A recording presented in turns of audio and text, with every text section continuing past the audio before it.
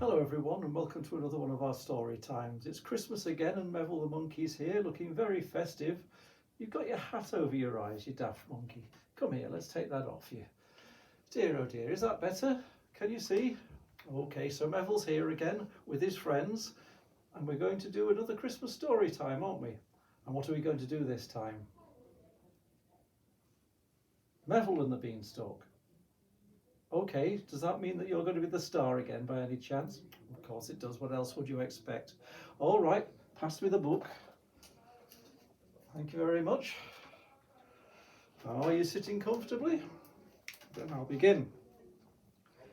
Once upon a time lived an old woman and her son Jack. Sorry, her son Meville. Shouldn't you be getting ready? You're going to be in the next scene, aren't you? Go on, hurry up.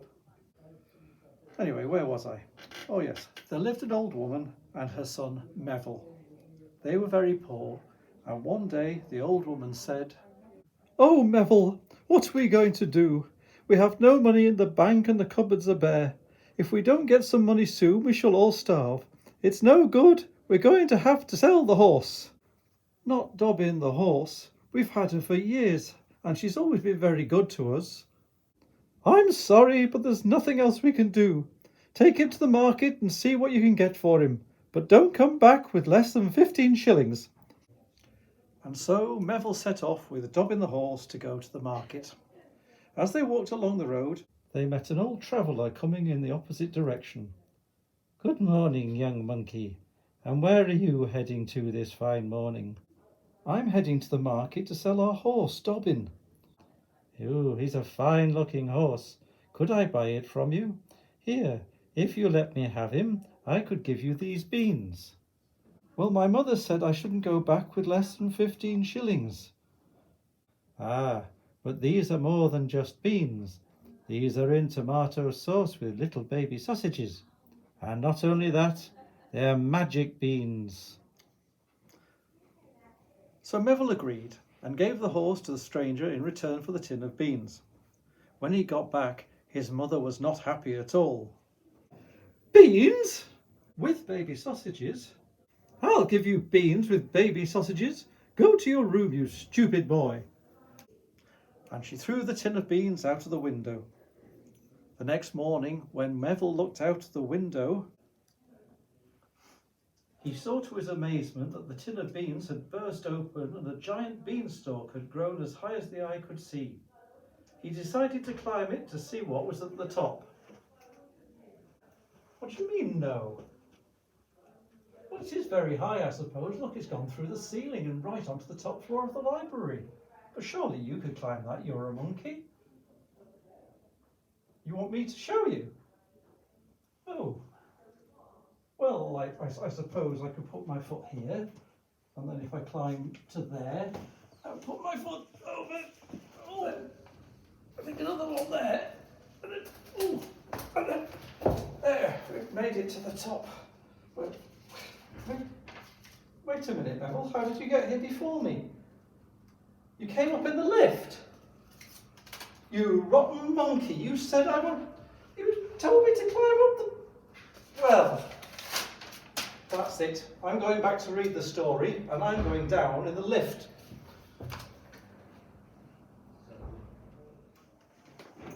Rotten monkey.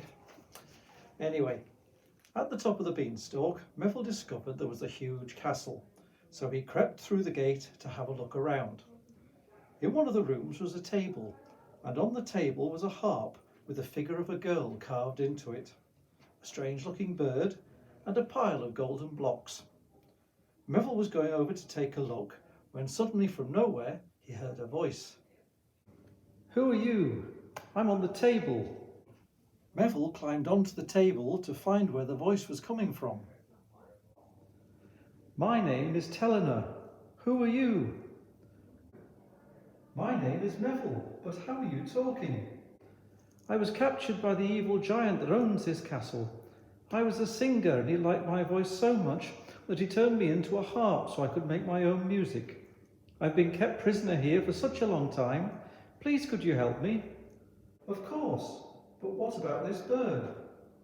"He was also stolen by the giant. He's a very rare ooh-ah bird, so called because he lays square eggs. And also, the eggs are made of gold. Suddenly, a voice roared out, "Fee, fi, fo, fum. I smell the blood of an Englishman. Be he alive or be he dead, I'll grind his bones to make my bread." Teleanor said, "Quick, run. If the giant catches you, he'll imprison you too." "All right, Teleanor, but I'll come back and save you." And he made his escape down the beanstalk in the lift. The next morning, Meville hatched a plan to rescue Teleanor and the ooh-ah bird.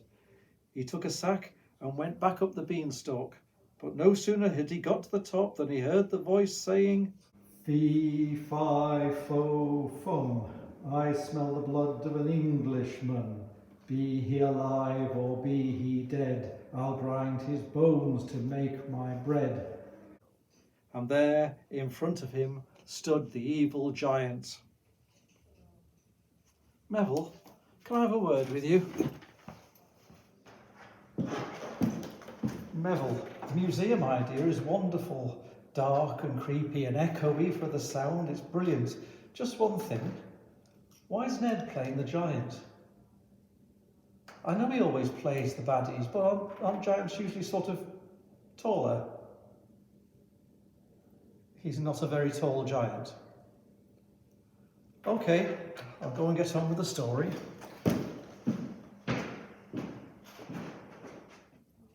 Meville quickly hid and decided to wait until Ned, the not very tall giant, fell asleep. Then he crept into the room, climbed onto the table and put Teleanor and the ooh-ah bird into his sack along with some of the eggs. Just then the giant woke up and, seeing Meville on the table, went to grab him. Meville grabbed his sack and ran to make his escape, but the lift was out of order, so he had no choice but to climb down the beanstalk. With the giant chasing after him, Meville grabbed the axe and started to chop the beanstalk down. With a mighty crash, the beanstalk came toppling down, taking the giant with it. With the giant vanquished, Meville opened the sack to find Teleanor was no longer attached to the harp. "You've saved me from the giant's evil spell. I am free at last." And so Meville and Teleanor were married. The ooh-ah bird's golden eggs kept them all in riches for years, and the old woman found it in her heart to forgive Meville for selling the horse for a tin of beans with baby sausages. And they all lived happily ever after. There you are, Meville. Did you enjoy that? You did? Good. I hope Ned didn't get hurt when the beanstalk came crashing down. Oh, poor Ned. Never mind. It's time for us to say goodbye. Merry Christmas, everybody, and goodbye.